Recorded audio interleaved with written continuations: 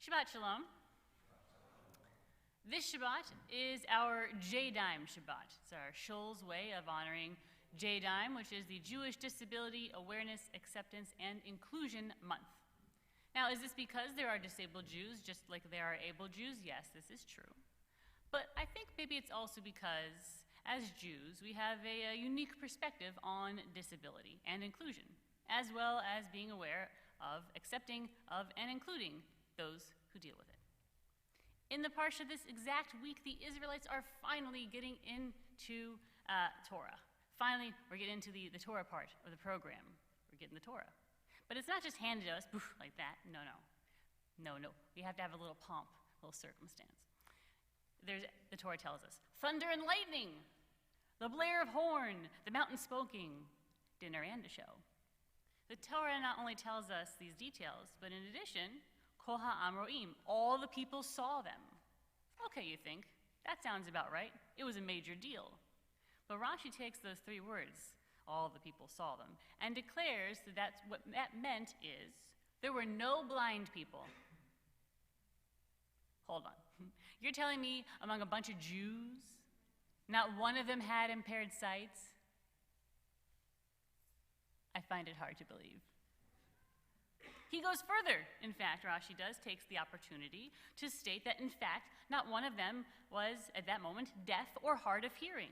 After all, he says, doesn't the Torah go on to tell us that the people declared, Na'aseh v'nishma, we will do and we will hear, when asked if they accepted Torah? And then he goes even further to say that none of them had any difficulty, this is hard to believe, none of them had any difficulty in speaking. After all, he says, doesn't the Torah tell us, Ya'anu kol ha'am, all the people answered when Moses asked them if they would accept Torah? But I do wonder if what Rashi meant was that literally there were no visually or hearing impaired folks there, no people with language difficulties among the assembled masses. Didn't Moses himself had a pretty severe speaking handicap? Rashi knew that. So maybe what he really meant was that there is a place for all Jews, that Judaism is a place for all Jews, and that if we are to do holy work, the work that the Torah motivates and commands us to do, that part of that is ensuring that there is room in the tent for everyone, just as there was room at the base of the mountain when we became a people united. Because it's not that there are no visually or hearing impaired Jews, no Jews with language difficulties, but that we must all be able to be a part of Jewish communal life as much as anyone else. That we are all to be accommodated, so we are to be able to participate as much as any abled person. It's the Jewish way. Isn't the story of the Jewish people filled with disabled leaders? Tichayena nav me'ra'ot translates to Isaac's eyes were too dim to see. Isaac, our forefather, was visually impaired. Meaning Jacob limped on his hip following his angelic tussle. Jacob had a physical mobility disability. And of course, relevant to this exact part of the Torah, kaved peh v'kaved lashon anochi, Moses' protest to God when he's being commanded to be a leader of the Israelites. I am slow of speech and slow of tongue, he said. Moses had a disability that impacted his ability to speak. And if that is part of our people's story, then is it not a cornerstone of the Jewish people's ethos to make sure all are accommodated within our Jewish community, in our schools, our shuls, at our celebrations? I am very pleased to report that here at Beth Yeshurun, we have been doing some of the leading work in the country on this, and we have been for a while. You'll be able to find mezuzot at higher and lower levels on the doorways of many of our synagogue areas. One of the earliest projects that was taken on by our inclusion committee long before I got here, ensuring that those in wheelchairs have the same opportunity as anyone else to access mezuzot. We have handicapped bathrooms, stalls, of course, as well as single-stall restrooms located near the admin wing. These are useful if you need a more private bathroom experience or if you're assisting others with toileting. In both Barg and Friedman Levitt, there are assisted listening devices available for those who need volume amplification. And more recently, there was an opportunity that presented itself after the flooding of Hurricane Harvey that destroyed every seat in both of these sanctuary spaces. And we took it as an opportunity in both Barg and Friedman Levitt to leave not just a space in the back for wheelchairs, walkers, and assisted mobility devices, but to create spaces mixed in the seating so family and friends can sit together, whether in the pews or in their own chair. And as well here in Friedman Levitt, you'll see we have the family pews, as we call them, those without armrest dividers, which are great for children to spread out on their parents' laps and are just more accommodating of all body types.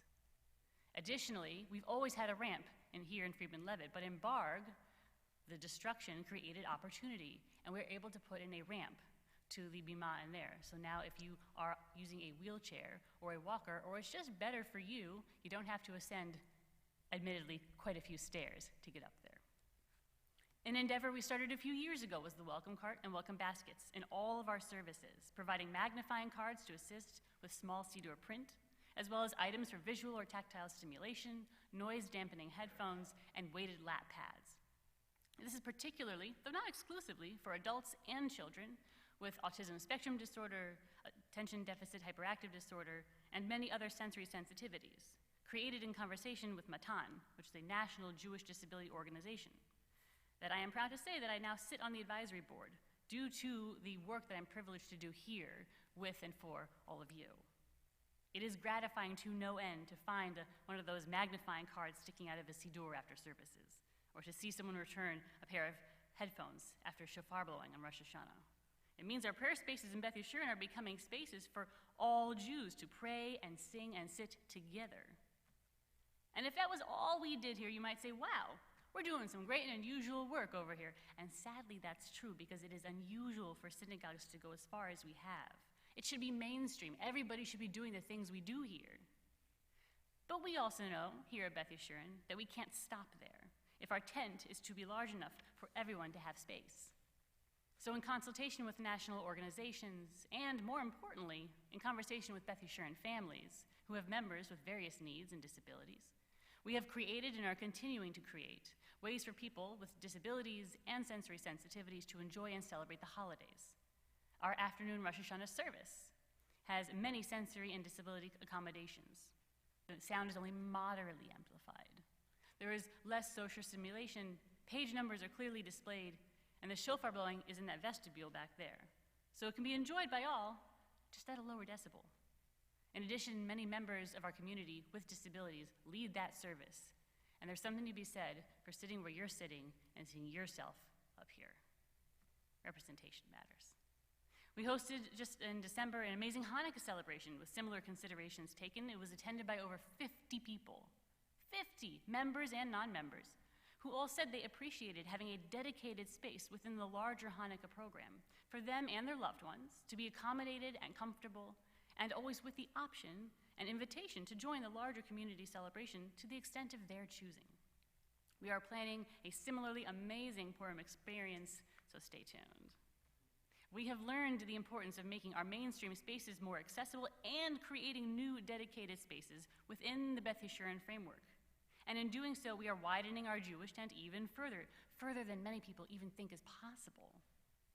In fact, I get emails and questions from colleagues in Texas, in synagogues on both coasts, and they generally ask one of two things. One, how do y'all do it? Well, they don't say y'all because they're like on the coast, but how do you guys do it? I know what they mean, at least I speak their language. And I tell them that it's about finding the stakeholders, the professionals in the community, and those with loved ones with physical, developmental, mobility, and cognitive disabilities, and asking them not just their opinions, but also to connect you with others in their network. And that it's about dedicated people who give their input and are ready to volunteer, like those in our inclusion committee, headed by Richard Kammerman, and staffed with so many amazing folks in our community. When advice or helping hands are sought, they're there. The second question I get asked is, why? People actually ask me, why? Why? These are very small subsets of the Jewish community. I've been asked this. Catering to them requires time and money. This is true. And those are valuable, finite resources. Does it not, I've been asked, take away from your ability to serve your synagogue community, your Jewish community, which is itself a minority? And to this, I have two responses. One, it's not a small subset.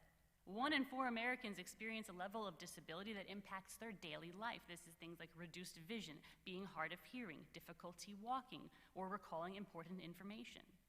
Katie Scott with Care Partners talked about this last night. the issue of memory impairment, dementia, Alzheimer's. This impacts so many people here in our Beth Yeshurun community in Texas, in the country.